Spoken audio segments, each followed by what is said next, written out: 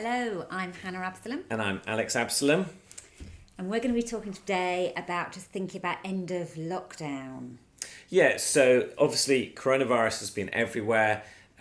We've been under, depending where you live, whether it's called a lockdown or safer at home or some sort of controls the government have rightly instituted to diminish the impact of the virus and of this terrible illness. But those things are going to start to lift. They're going to start to change. It's being talked about now openly. And again, different cities, different states, different nations are going to have their own process for doing that. But it is gradually going to be released, and people are going to feel not just legally able to start to mingle a little, but also they're going to feel emotionally ready to do that as well. And I think as people come out of this place where they've just been inside their homes or just, their immediate community, people are going to be hungry for mixing with real people rather than just endless Zoom calls. And people are going to be just hungry for that authentic community where they can actually chat and process what's gone on and think, okay, well, how is life going to, I don't know about get back to normal, but, regain some sort of sense of normality or going forward anyway. Yeah, and so what we want to do is suggest one specific activity that you can do, which will, which is very easy, but it's very doable. You and if you're in church leadership, you can get your community to do as well. And we're calling it a gratitude dinner. So it's a gratitude dinner. So Hannah, talk a bit about just kind of the bigger picture of what a gratitude dinner, well, it's kind of the why behind it, really, I think. So basically, we were thinking it would be a good opportunity to get together physically with some people. There's still going to be social distancing involved, but I think this is such a historic moment that we are living through that, our children and grandchildren, great-grandchildren will be talking about this as a moment in history. Bit like 9/11 or whatever, and so it's what went on during, but okay, what happened after. So I think remembering who you had some of those first meals with or first got together with is going to be quite momentous. So it's about thinking who are you going to want to actually be with in person. So of course we're really going to have Christians who are going to be thinking, let's get together, let's just enjoy company, maybe pray together, worship together. But which is right thing to do. Absolutely, yeah, definitely want to do that. We can't wait. Yep. Brothers encourage each other, Christian families. But then we also want to encourage you to think about those people who are not involved in church life, who are still hungry for community, and it's a really good chance to be Jesus, to love, to reach out to them. Yeah. No, oh, sorry. So, well, I suppose really what we're dreaming of is that we as Christians can be the ones who are the first to invite our neighbours to come and eat with us, or we're going to eat with them. And I think it's going to be like this. Imagine in 10 years' time, and our lost friends, your lost friends, they're reflecting back and they say, and someone says to them, who did you first do something social with after the lockdown ended? And they get to say with a glimpse, oh, we had this amazing meal with some friends of ours who were Christians. And so that's what the dream is. So we want to cast this vision for gratitude dinners. Now, when we say dinner... Yeah. So it may well not be a dinner itself. I mean, I think there's something powerful about food, but if you're eating together, it may well be actually a backyard or a front yard cookout where you can still maintain some social distancing, because people are going to be a bit wary about that. So it's respecting other people and where they are and how seriously they take all this and how much physical distance they still want to maintain.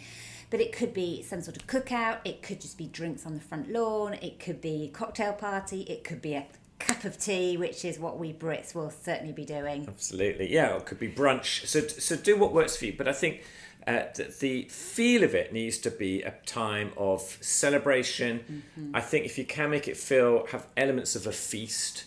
So that's a biblical thing to do, by the way. And I think allied to that is gratitude. And so here's what I think it's going to feel like. It's going to be this place which is going to feel almost like a place of worship. It's going to feel perhaps almost like a sacrament in the sense of, sacrament is, so as Christians, sacraments for us, for Protestants, as baptism and communion, but they're a means of grace. In other words, there's something about them which you encounter the grace and the goodness of God beyond the actual things themselves. And I think that first meal, those first few meals we get to have, and as we invite our neighbours in, I think it's going to have a sacramental element to it, where there's this time of rejoicing, of thankfulness that we've survived and God's been good. Obviously, we're not out of the woods yet. There's still a long journey ahead, but there's also a sense of hope for what's to come. It's almost like we were discussing yesterday, and we said it almost feels like this is a way marker.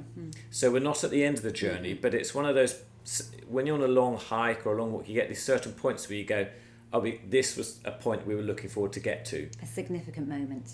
Exactly, and it's a moment to pause and to be grateful for what you have done, and to plan to move ahead. And I think people will be wanting, it's a sign of hope that things are getting, it's a step forward.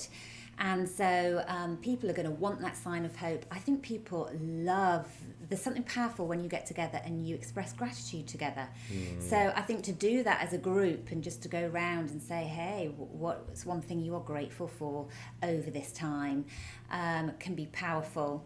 And even if you stop for a moment and just, whether it's you pray or just you bring to mind those people who are sick or who are, in the healthcare system or on the first lines of defence, still in the nitty-gritty. We celebrate and we give thanks, but we also remember those and pray protection over those people who are still fighting this battle. All right, so you've given us two ways in that sort of gathering where you might pause and be grateful. So one is going around the table, everyone says something you're thankful to God for, and anyone could do that. Kids can do that. Second thing was maybe pause and someone or a few people would say, pray, thank God for his provision. Pray for those who are in the front line still. A third thing. So you had the idea, which I really like, about as you're giving thanks or whatever, you could have some tea lights on a table in the middle or whatever, and each person lights a tea light as they say something that they're thankful for, which again, you've got that physical, if it's dark, as the days are getting lighter, certainly in the Northern Hemisphere. But that would be a fun thing to do as well, to bring. Something tangible can be a really helpful thing to do. Another idea is perhaps have a prayer written out on a piece of card, maybe put a Bible verse on it. If you're artistic, make it look pleasing and elegant and artistic. And that's something you might at some point just all read together. And that might be a thing, do it in a way where you could personalise it, give it to each person, say it's just a little something for you to take home as a memento of this occasion. And who knows, I mean, some people might throw it in the trash, but there's going to be some who might tuck it away, and again in 12 years' time they happen to open up put it on a wall, a memory box, and they get it out, or they put it on the wall, on the fridge. And be creative, all right? So look at what you're good at doing, be aware of those opportunities, there's different ways people encounter God. Another idea we had was, depending on your theology of communion, but you might want to simply break bread together around the meal table. There's lots of things that you can do which make the moment feel significant, make the moment feel meaningful. Yeah, completely.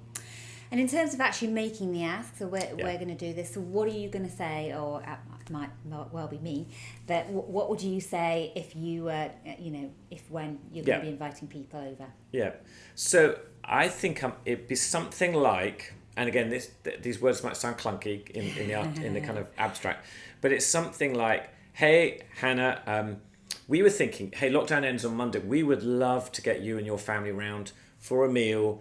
It feels like a chance where we can just breathe out, we can celebrate that things are progressing, and we think of it as like a gratitude meal. So we thought it'd be fun to get together to have a great meal. We'd love for you to bring some stuff, we could talk about details, but also during that meal time, just to take 5 minutes, and maybe we'll just each of us have a chance just to give thanks to God for having brought us through. So it might be just, what's one thing we're thankful for, or we might, and you can unpack it if you want to, but I think what you need to do is make sure that as you make the ask, you're open about what you're going to do. So you say, hey, we're going to have a meal to celebrate lockdown ending, but also as part of that, we thought it'd be good to take 5 minutes just to give thanks to God that he's brought us out safely, and almost as we prepare for the next leg, that we can kind of be grateful for having got us this far. So it's going to be invitational, it's going to be fun, but it's going to be real about specifically what it's going to include as well. Exactly. So don't do bait and switch.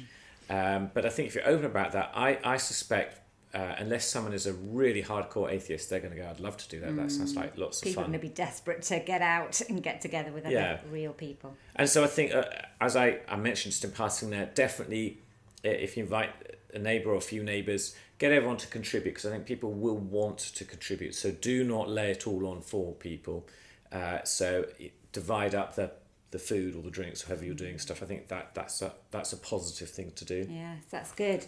Any more particular ideas with all this? Or I think just pray about it. Ask God who you want to do. Here's the thing: get ready for it now. Do not wait until lockdown has ended before you start to think, and then you have to make the plans at home, and then you have to get the food, and then you ask someone, and by the time that's happened, you're 10 days on, and you've missed the moment. Yeah. So get ready now. Yeah.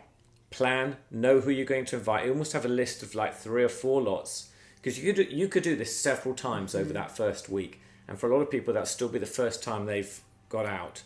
So have a bunch of names. If the first person doesn't respond or you can't get hold of them, go on to the next one. So just make sure you get some people lined up in your mind. You're ready to go. Yeah. So be organised, be praying, okay, who is it, Lord? Who do you want me to have this time with?